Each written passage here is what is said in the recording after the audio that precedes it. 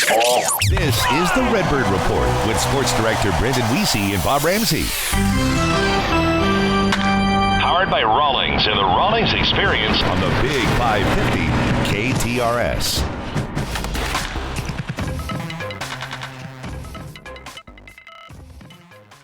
Well, welcome in, everybody. It is episode 2, the Rawlings Redbird Report on the Big 550 KTRS and our KTRS digital platforms like YouTube. If you're watching us on YouTube, go ahead and subscribe to the KTRS TV channel and like this video. That allows a lot more Cardinal fans to see the content we're creating here at the Big 550. Wiese, Bob Ramsey with you as spring training getting underway this week, Rammer. And I just drove through some snow coming here to the studio. So it's always a little strange knowing it's still winter outside, but baseball is starting up. And those of our media colleagues who are already in Jupiter are quick to call and text home and say how warm it is. It's in the 80s. They're getting interviews and sweating in the mornings, early mornings. So, yeah, it's fair to hate them. It is. It is. All fair game right now. And for everybody going down to spring training, safe travels and enjoy the warm weather. There is just something special about that. And try not to be consumed by all of the other chatter out there. It's going to be a weird spring training, Rammer. But I'd like for us here tonight to start. We dabbled in this a little bit last week, but I figure let's just start and do one of our favorite activities. It's something you've been doing, basically since you started on TV and radio, whether it's calling Cardinal games or doing call-in shows, Rammer, and that's playing with the lineup, right? Putting together a batting order 1 through 9. I don't know, since they instituted the universal DH, has this become a more enjoyable activity for you? Less? I know you're a traditionalist, but I also feel like you've been okay with instituting the DH. Two quick things. One, the lineup nerd stuff started as a kid and a baseball card collector. And with the cards I still have, I think I have 3 almost complete years. You'll find, not in numerical order of the cards, you'll find them organized by their team and the batting order I selected for each team, including the starting rotation, then the bench, then the bullpen, all together as their team. So it goes back a long, long way. Anyway, the DH thing is interesting in that I've never really been a fan of the DH as more or less a traditionalist, but it's here. It's what it is. And I think it becomes a really useful tool for a manager who uses it. Oh, I won't even say correctly, but I think there are opportunities to use it rather than just stick one guy in there every day. Now, if you've got a guy, if you've got a Big Papi, if you've got an Edgar Martinez, if you've got somebody who's a great DH and you can plug them in and they're there every day, that's great. But I think most managers realize that you can utilize it to get guys in and out of the lineup, give days rest and that sort of thing. And I think it's a really good tool. Yeah, I agree with you. I feel like that notion, some teams do it where you go out and sign a guy to be your everyday DH, right? Yet to be that Papi or that Edgar. Those guys aren't in existence as much. It's almost, who is like an everyday DH right now? I feel like J.D. Martinez was. He's kind of hopping all over the place. He's been on different teams. But it's tough. Papi, Edgar, those guys just don't exist as much. And I do think it allows for more flexibility. Obviously, as a ball club, you want a position player that can play a specific spot really well, or you can move around the diamond. I still don't think teams love having an all bat, no glove player because it limits their value. Yeah. And it limits how you can deploy them. However, with the DH, it does give those guys a chance to still help your team. I don't know if anybody on the Cardinals that would apply to. Maybe Jordan Walker. I still think there's some potential upside for him defensively. But Luke and Baker's maybe another guy. If he can wiggle his way in there, the bat the bat could play up, and I'm not sure there's a place for him to play on the diamond, so that could be of use to him. Well, and then depending on how you want to go with lineup talk today, you're the skipper. I'm just the bench coach. But depending on how you want to look at that, let's say you have Arenado, but you want Gorman in the lineup. Maybe Gorman is the DH many days, and Burleson ends up in the outfield. I mean, but that starts to go to what we were talking about, the flexibility of being able to use it. Maybe you say, we just don't like Herrera's defense, so Paez is your catcher. Well, then I've got to have Herrera's bat in the lineup. You'll see that when we start talking lineups. Yep. So then maybe he becomes your DH. So we'll see how that goes, Brendan. And so those are some of the flexible things we've talked about. And you can see it play out on our local 9. Well, I'll start us off here, Rammer. My first lineup with Arenado in it, it looks like this. And I think our lineups are going to be pretty similar. And if you're watching on our KTRS YouTube channel, you're seeing that lineup scroll down to the bottom of your screen. But mine would look like this. Mason Wynn at short, Donovan at second, Wilson Contreras at first, Burleson in left, Arenado at third, Nootbaar in right, Jordan Walker your DH, Herrera catches, and Victor Scott in center field. I got to tell you, Rammer, we said this last week.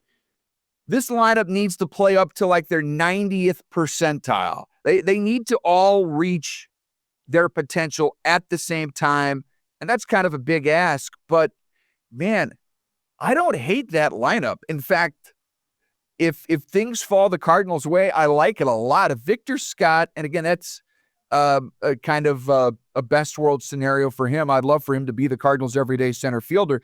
But if he's hitting 9th, it takes a lot of the heat off him to go out there and instantly have to produce massive offense. He gets on base a little. He provides the defense you think he can.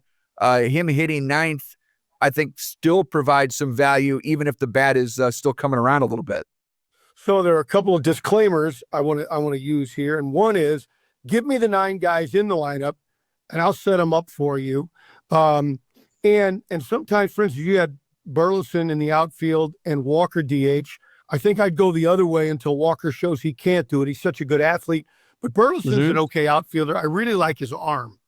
But Walker's got a good arm. So I think if it were me, I'd flip-flop them defensively. But we're talking about batting orders today. Yep. We're talking about batting orders.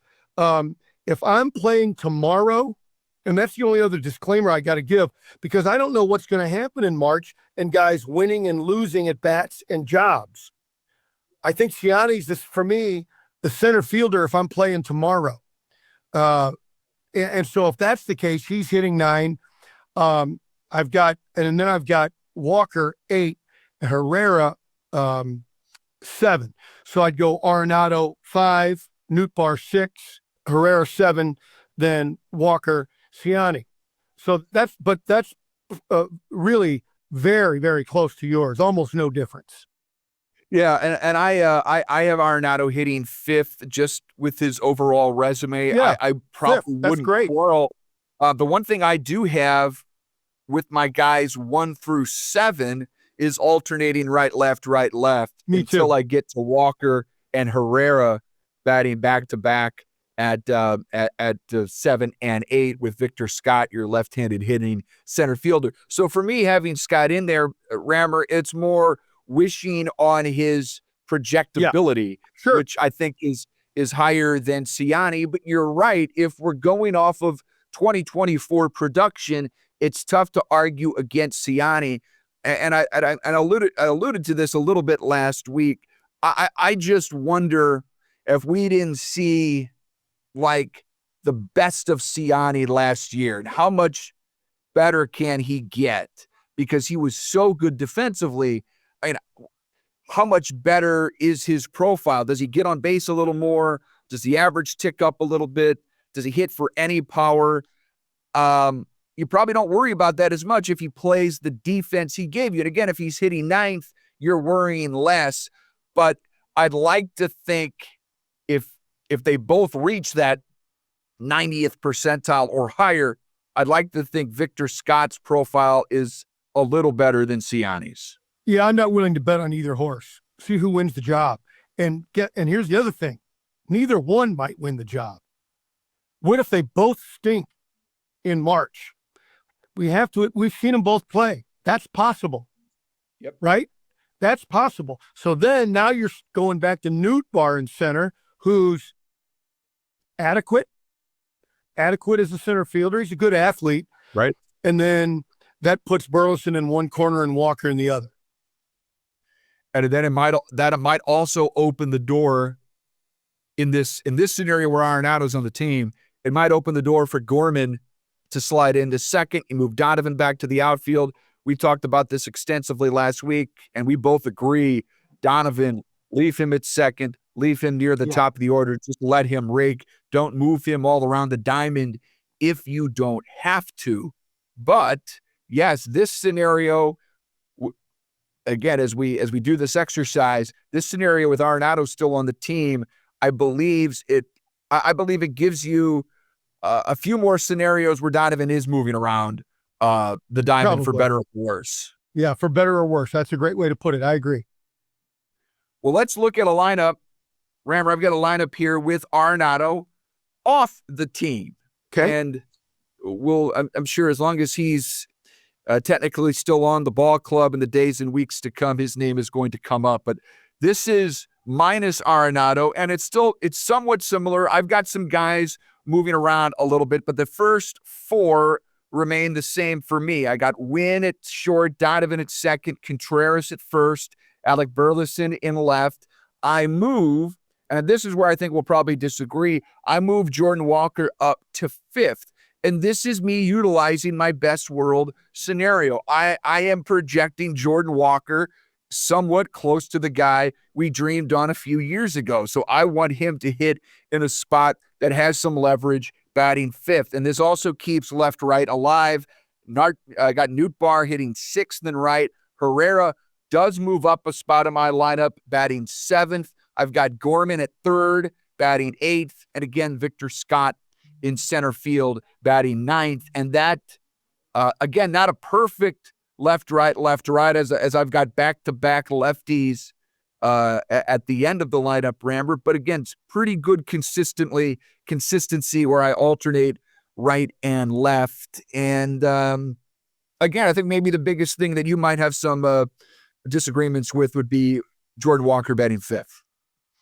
Yeah, if it were me playing tomorrow, then I would have Herrera 5, Nootbaar 6, Walker 7. So I would leave Walker at 7, then Gorman goes 8, and then my center fielder 9.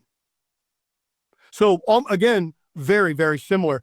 But until Herrera, because I don't have 9 guys that can all hit, very few teams do. I understand that. Because I don't, one guy who has hit, I'm going to play him until he shows me he can't hit, and that's Herrera. Oh, and we both agree. He's in my lineup, and again, he's probably lower. He is lower than you would have him, Rammer. I feel pretty good whether he's hitting seventh or eighth. If Herrera looks like the guy from last year, man, that lengthens your lineup a little bit, and that's why. And again, is the discussions will happen walking up to the start of the season, how bought in this Cardinals team is, and there's plenty of things to wring your hands about and scoff at what this team is planning on doing. But the lineup to me is just super intriguing. And as I stack this 1 through 9, I'm gonna have trouble finding a lineup, and this is the key word here, Rammer. I'm gonna find problems targeting a lineup that's got more potential in the Central Division than the Cardinals have. Now, potential only gets you so far. I think it's Mizzou football coach Eli Drinkwitz talks about production over potential, right? Go out there and do it. And some of these guys have not done it yet.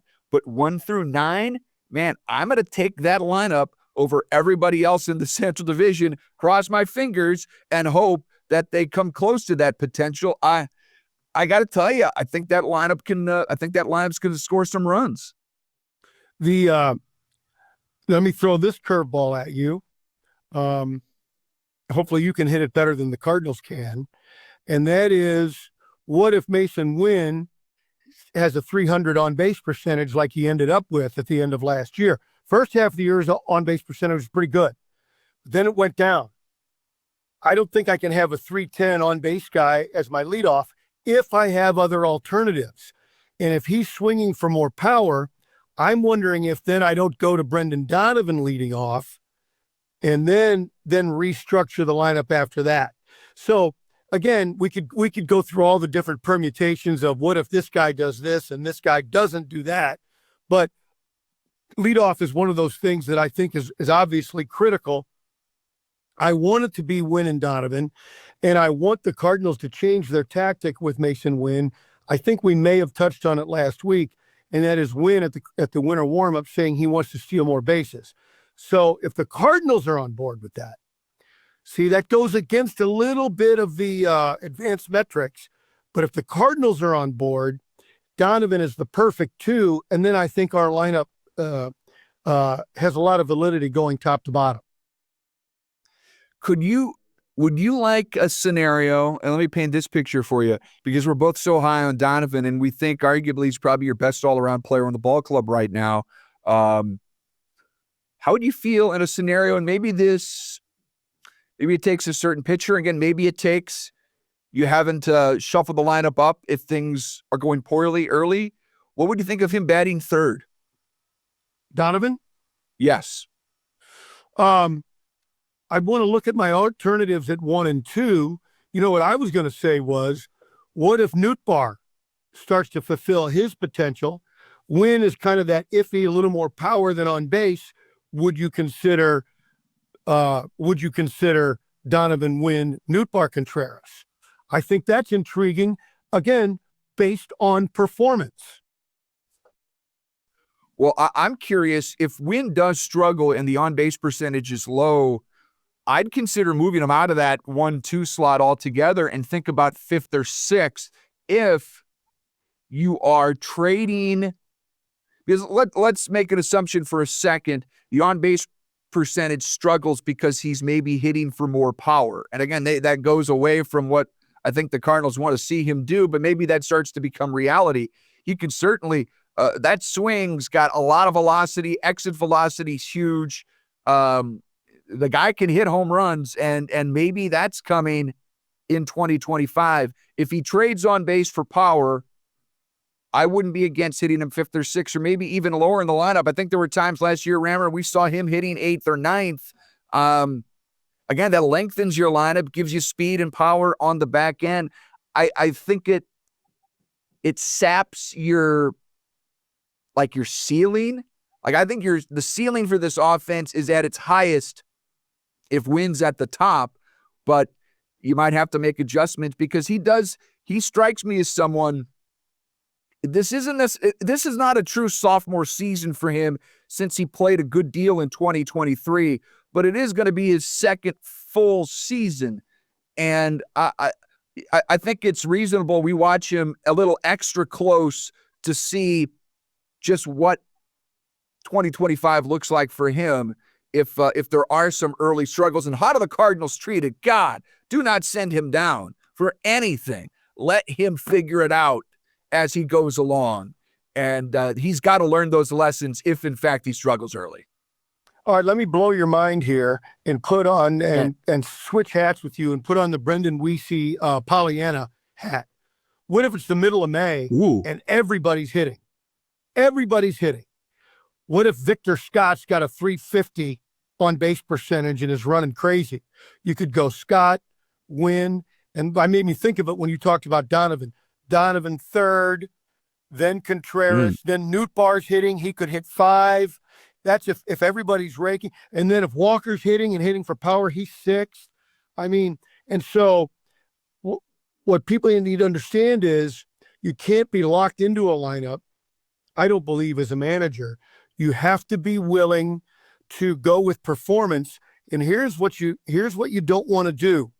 You don't want to overreact to hot streaks and cold streaks. I've gotten into arguments with some of our colleagues sometimes. Well, you play Wiese till he quits hitting. Well, if you play him, if you lead off Wiese till he quits hitting, now he's quit hitting in the top of the order, and you failed your team. So trying to find guys and keep putting them in positions to be successful, that's the manager's biggest job. Stay a step or two ahead of the slump. Yeah. Rammer. Yep. Because everybody's going to struggle. Nobody's going to come in. Nobody's going to hit 500 for the season. Very few are going to hit 300. And if you can find a way to weather a slump, prevent a slump, I'm not sure you can do that, but maybe lessen the slump when it does arrive if you've already sort of pivoted. Because the worst thing in the world, and the Cardinals do this all the time, a guy starts to struggle. And then again, like I said, talk about sending them down, but they also do this thing where they do the hard reset. Well, they'll sit them for 2 or 3 days. I mean, I don't know about you. I don't know if that works. I don't think it does. I don't think it does. What I would do in general terms, there are always specific situations that need other answers. But I'd come to you and I'd go, Brendan, looks like you're fighting it a little bit. We got a guy throwing a slider, but I need you in the lineup. I need your glove in there. I'm going to drop you down a couple of slots. Relax. You're my guy. Get in, and when we get back, when you get that swing back, you'll be fine. I think you soft pedal it a little bit, unless the guy's a disaster, and it finally happened to Gorman, but I think they probably went too long with him after that hot streak. And let's face it, for 3 weeks, he was as good as anybody in the game. Gorman was. I think it was last May, and then he just stopped hitting. Now, you saw how good he was, so he goes 0 for 8 or something. You don't immediately jerk him out of the lineup, but you got to look and see, well, what's going on here? Why is he struggling? Why is he missing pitches he's hitting before? Then you try to say, okay, hitting him third that's putting too much pressure on. Let's put him in a position to be successful against pitchers against whom he can be successful. And Ali Marmol knows all these things. And so he knows them better than me. There's no question about that. Ollie's a really smart guy and really well prepared. I know these things to be true.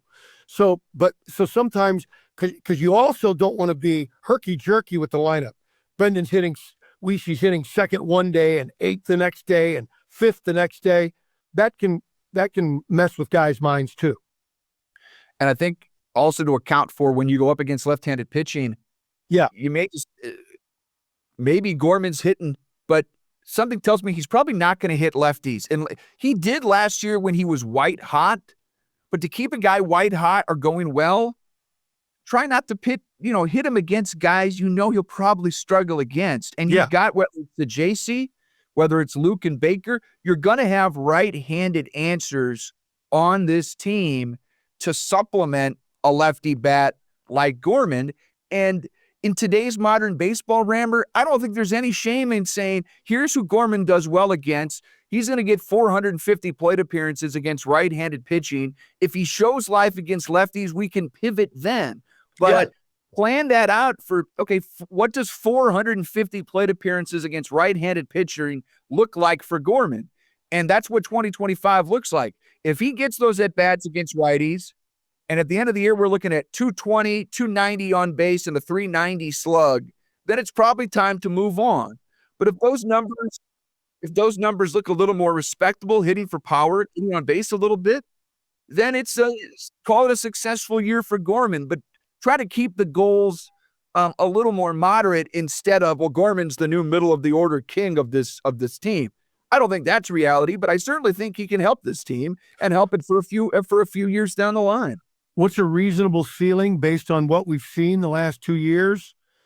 I would say if they can hit in the 240s and play almost every day and drive in between 65 and 80 runs and hit me 20 to 30 home runs, that's probably a guy that hits somewhere between 5th and 7th in the lineup. That I'm very, very happy with that. I'd be very happy with that as well. And I think that's that would not be a superstar. That's not even an all-star, but it's be a solid, like I say, sixth hitter sounds, that's great number 6 hitter numbers. And a guy that's got versatility and he's a lefty and he hits for power. There's value in that profile for Nolan Gorman. It's our Rawlings Redbird Report, episode 2. If you're watching on YouTube, like the video, subscribe to KTRS TV, and we're bringing you this program each and every week. Thanks to Mitch and Lily for helping us produce the show behind the scenes. Let's take a break and come back. We started this last week, remember, we talked about a position player we wanted to see break out in spring training as sort of a springboard to the regular season. How about a pitcher that needs to do the same as spring training is underway? We'll do that when we come back after this. And now back to the Redbird Report with Brendan Wiese and Bob Ramsey on the Big 550, powered by Rawlings and the Rawlings Experience. We're continuing on the Rawlings Redbird Report. Brendan Wiese and Bob Ramsey. It's all powered by Rawlings and the Rawlings Experience here on the Big 550 KTRS at our KTRS digital platforms. We had our first lineup discussion of the young spring training and young season in our first segment, Rammer. Let's dig into a pitcher we'd like to see really emerge in spring training as kind of a springboard.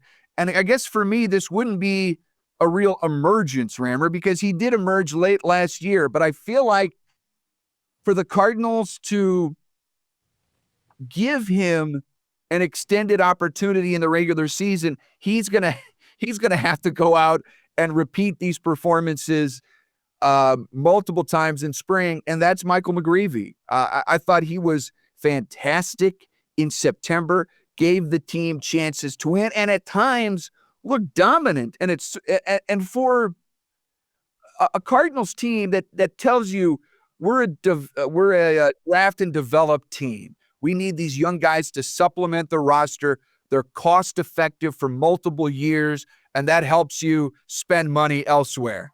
I know, spend money for the Cardinals. It's like, what bizarro world are we living in? But for McGreevy, there's obviously value here, and there are a lot of guys seemingly blocking him from getting to the rotation. But I feel like if he goes out and delivers in the month of March, I think it'll force the Cardinals' hand to put him out there every fifth day. I mean, this is what we were told the Cardinals' plan is to give guys like McGreevy chances and let him blossom. He's got to show he deserves it, and I feel like that's what spring is going to be for. But after what I saw last year, Rammer, I think he can deliver. I'm a big fan, and he will be the litmus test on whether the Cardinals are going to play contracts or performance. If I had a rotation today, we're going to play this week, and I had a rotation, he's in it. Who's out of it? Well, there are two guys that didn't really earn it based on performance last year, and that's Michaelis and Matz. And will the Cardinals, if those trends continue in spring training, that's a capital I, capital F underlined. If they continue in spring training, will McGreevy force their hand? I'm skeptical, but I'm hopeful. I think Michaelis is going to get a few turns in the regular season for sure, unless he's hurt. And I think Matz could be earmarked for the bullpen, which, by the way, I think he's a bullpen guy. I think Matz can be far more productive and more helpful to this team out of the bullpen, assuming health with the other starting candidates. And you tell me if I'm crazy, Rammer. If Michaelis and Matz are competent in the first half of the season, I think the Cardinals could get, albeit a small, but a return for either one of those guys at the deadline. And again, kind of crazy. I can't believe I'm saying this, especially Matz, because he's a lefty and because he's got good stuff. Like, he's going to be one of these guys at the end of his career. You wonder, why the heck doesn't the production match the talent?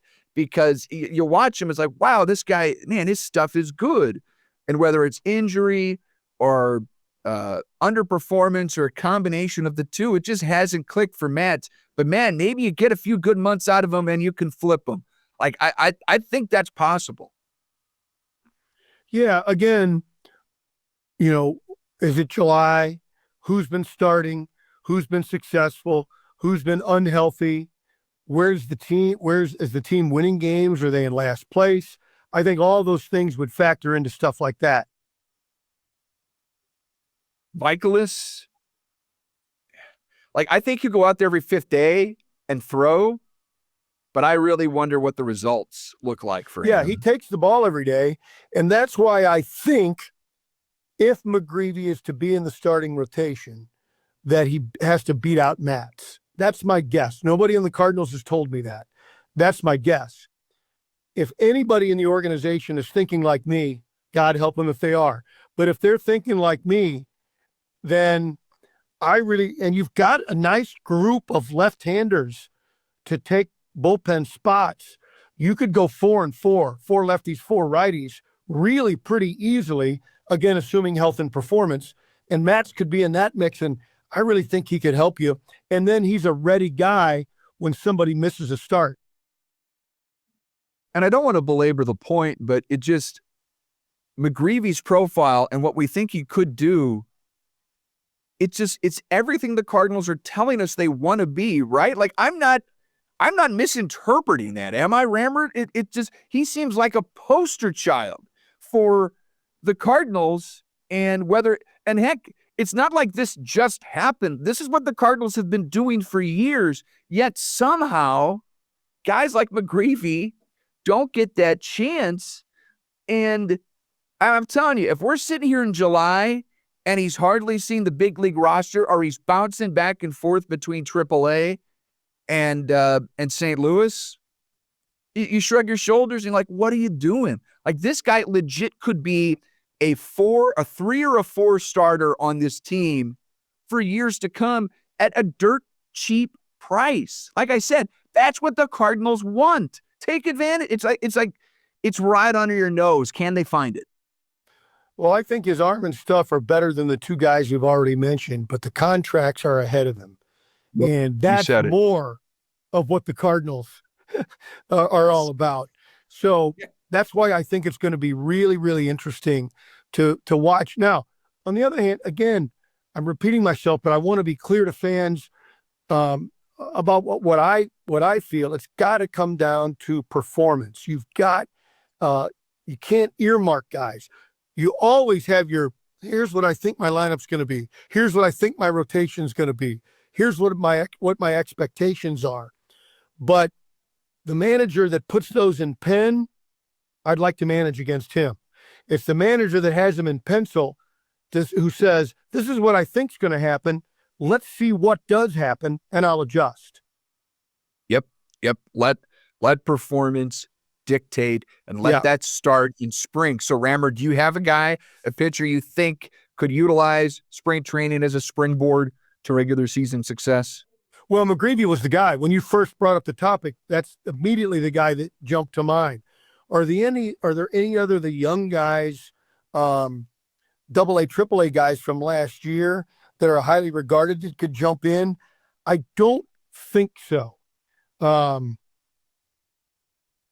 But if somebody, Tink Hence or somebody, just gets everybody out all spring, Hence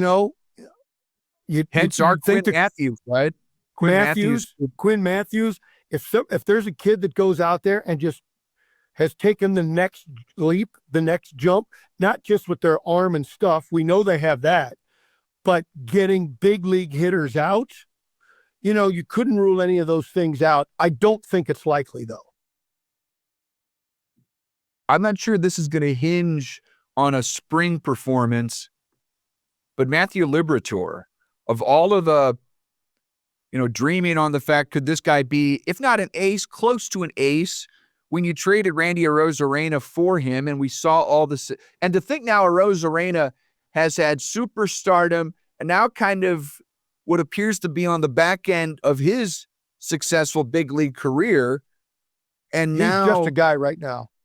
Yeah, he's exactly right. He's just a guy. And here we are still kind of waiting for Liberatore. But I think we've got to come back down to reality a little bit and understand big league ace starter.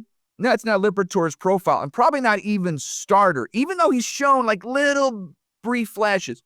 Here's who I think, if we want to talk about 100, the 100 percentile, Matthew Liberatore, and he probably can't reach it, but could he be an Andrew Miller type of clone, like a fireman, like a guy, not necessarily a closer, but just someone that you tap Liberatore every other day. You say 20 pitches out of this guy, high leverage spots, lefties and or righties.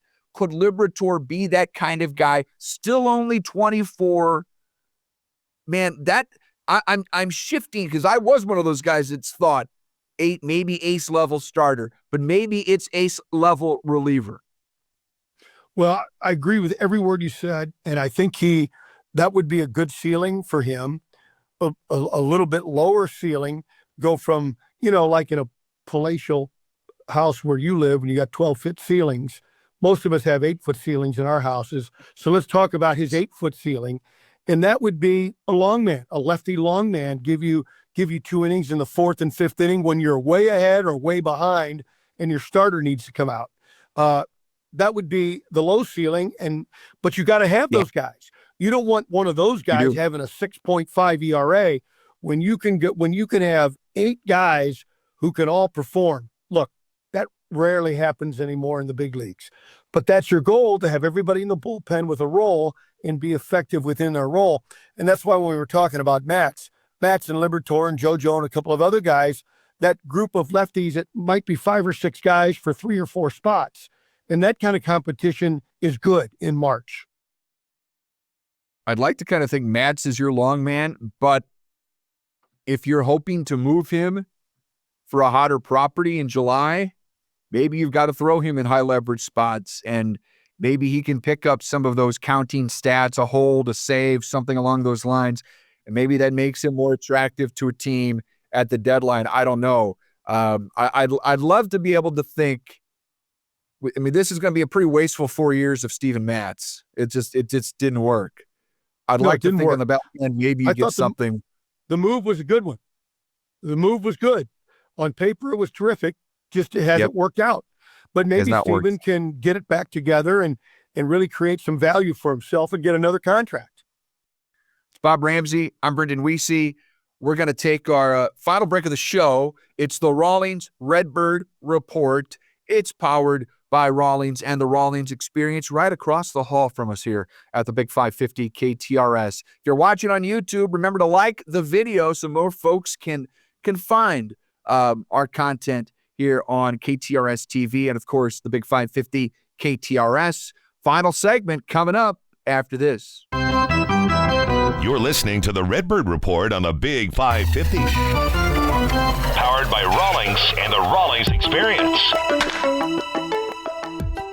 Glad you're with us. The Rawlings Redbird Report on the Big 550 and our KTRS digital platforms. Brendan Wiese, Bob Ramsey. One more topic to get to here today, Rammer. And as we wrap up episode 2, we haven't talked a whole heck of a lot about the manager, Oli Marmol. And, man, is there anyone that operates in a space right now in this town that generates more passionate discussion than Oli Marmol? Maybe it's probably John Mozeliak. I think Oli Marmol would be 1A if Mo is 1. And I don't know where we fall in this. I do think it's come down to a real interesting situation with Oli, because I feel like he gets way more blame than he's ever really deserved. But I also don't know if we've really learned anything about how good or bad a manager he is or isn't because of the talent that's been around him. I feel like if we were being honest, in the 3 years he's been the Cardinal skipper, Rammer, that a fair grade would still almost be incomplete. Like, I don't know if I can really give you a fair analysis and evaluation of Oli Marmol as a manager. To me, he's shown good things. Like at the back end of last season, I think the Cardinals overperformed a little bit, got them above 500. I think Oli deserves credit for that.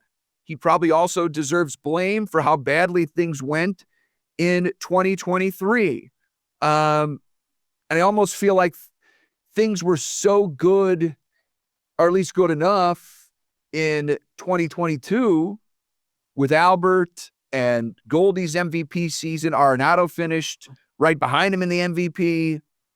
That team and all they could have been wasn't enough, and you got bounced in the first round of the playoffs. So you've got those 3 years to evaluate. I said, maybe I'm being too wishy-washy, incomplete on it, but a roundabout way of asking, are we entering a year where he truly is on the hot seat? Because as much talk as there's been around him, I don't feel like he was ever really on the hot seat.